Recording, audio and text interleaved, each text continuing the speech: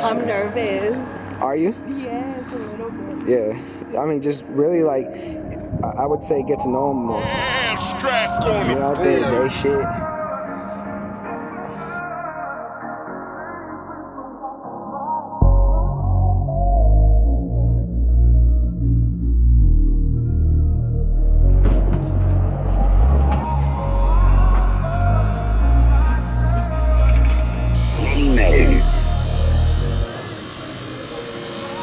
Plenty weed, so we rolling it up. Plenty drinks, so we pouring it up. Plenty money, so we throwing it up. We deserve it.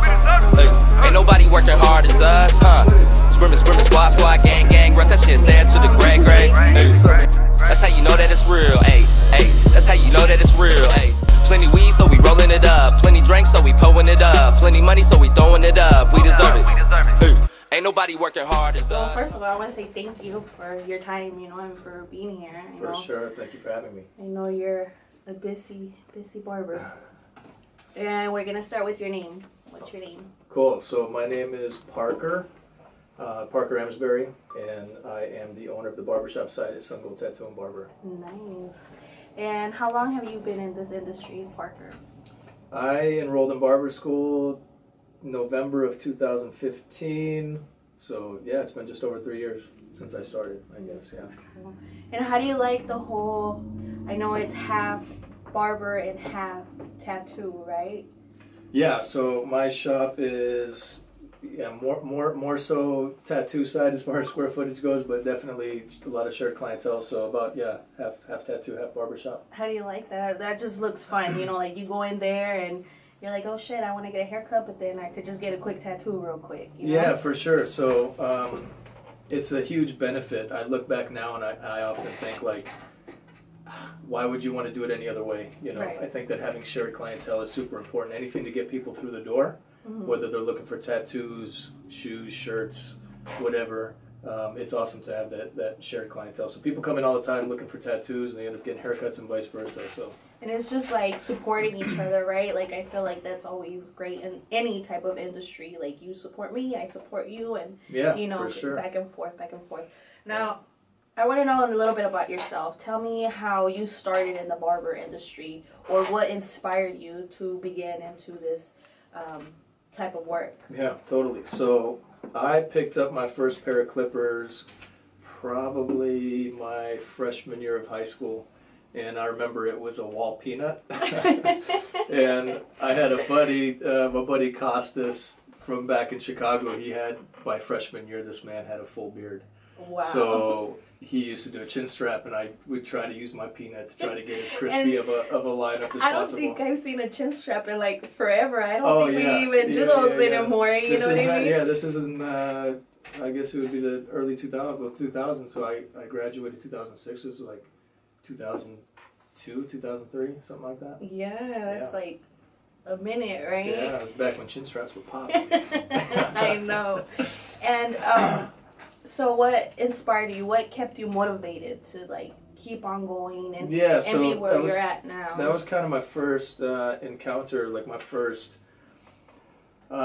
interest in it. I kind of found that, hey, I kind of have an eye for this. Another thing too was like, being a kid, I would watch the people cut my hair, whether I was going to a stylist or a barber, and I'm watching them cut my hair, and I always am looking at it in a way that I feel like I can do better than what they're doing. So it's kind of like competition, kind of you get a little bit competitive, like I mean, to an extent, I just know. I feel like as a barber or hairstylist, you have to already know what people want before they tell you what they want. Yeah. You know what I mean? People are going to come in, they're going to ask for certain things, and a lot of times it's up to you to tell them either that's going to work or that's not going to work. Like, I don't know if you want that haircut, And like, being a barber, I don't know if it's happened to you, but I get customers sometimes that they tell me, I want a 2-in-1. And they're like, for sure that's what they want. And then you look at their hair, it's like a full head of hair, and you're like, I don't think so. I think you want to just comb your hair through and, style it a little bit. Yeah, so that was kind of like, I always had that inside of me. I didn't go that route right away, right? So fresh out of high school, I joined the Marine Corps and went that route. So, I started off my barber career kind of late, but, again, that was like the second time that I picked up a pair of clippers was when I was a Marine. Okay. And as a Marine, you have to have a fresh haircut every week on the dot, on the nose. Every Monday, you better have a fresh haircut. So, a buddy of mine, Antoine Gordon, shout out. Nice. He's actually still in, and he's still doing haircuts. But anyways, he was doing barracks cuts, right? So he's doing barracks cuts out of his room for $20 a pop, and he has a line out the door. So I'm probably, I'm running the math. Maybe between a Saturday and a Sunday, this man's pulling in an extra $1,000 a week doing haircuts. That was when, like, in the early 2000s. This is like, so I enlisted 2006. It's probably like. Hear the ad lib, you already know.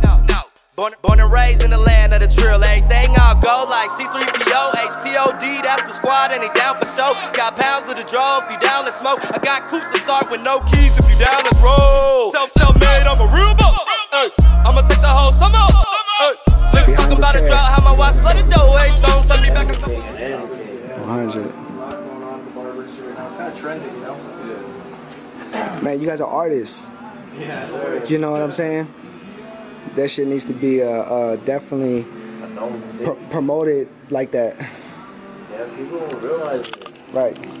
Like I tell people all the time, they're all like, how's an art thing? I'm like, do you see how much time it takes us to perfect what we do? Right. And then just to do it consistently. The skills. Yeah.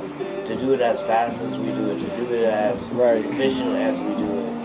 It's hard sometimes, I mean, but at the same time, it's what we love to do. Hey, all in, none out, everything counts, link in the frame, big bang, bank rolls, over here we chasing dreams, getting money in large amounts, remember when I was down and out?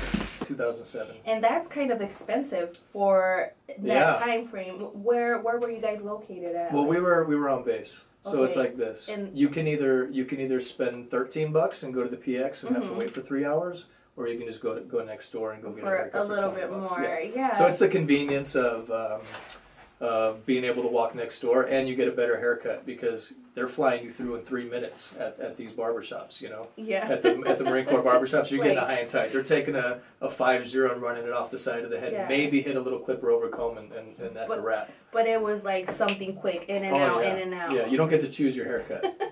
You're getting a haircut, you're not getting a good haircut. Oh man, that sucks. So I saw him doing that, and I went and I was like, let me try this, right? So I bought my second pair of clippers. I think it was just some Wall Designers or some, Wall Sterlings or something like that.